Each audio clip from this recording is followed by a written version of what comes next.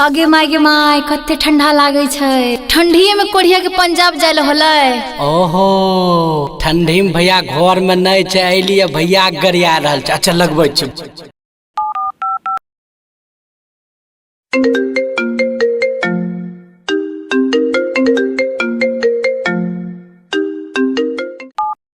भैया भैया हाँ बोलन रे भैया सुनीर लो छियो, बोलना भी काम करी लो छियो। बोलन की कहे छै भैया? भौजी यहाँ ठंडा में दलकै छो और तो पंजाब में मलकै छो। भौजी के नंबरों पर बात करो, तोरा गरिया बह रहो तो कोढ़िया के ठंडी में बाहर जायल मिलले।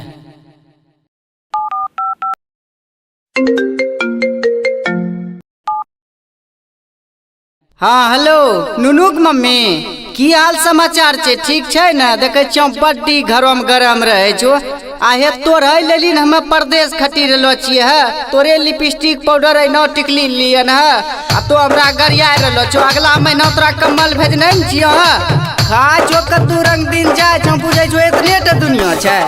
नानी के पप्पा हम नहीं गरियावे रही। हमरा दलकी लाग गेल रहे, से मुंह से कुछो निकल गेल रहे। डीआर के रिकॉर्डिंग स्टूडियो मोहनपुर।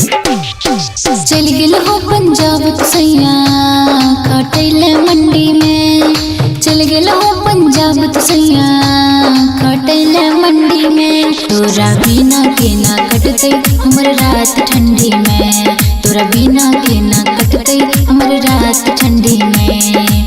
मारे हो मुँह जाय के दोसर के हंडी में। तोरा बिना के ना कटतै हमर रात ठंडी में। तोरा बिना के ना कटतै हमर रात ठंडी में। कहिया आए भोनू पप्पा? चार गो कम्बल ओढ़ै छी पप्पा, तैयो देह पे हमरा पल्ला गिरते रहे छै। ऊन वाला जे कम्बल भेजने छियो ना, ओकरे सहारा लेके भी रहो। कम्बल के हम लेबै सैया, कब तक बोल सहारा हो? जब तक हमें नहीं अबो तब तक तो कम लाइक सहारा लिया। पेन के सूटर सुतै छिए तैयो लागे जरा हो। रंग कोम जे में राखी के लो छे घी उखो गर्मी चढ़तो।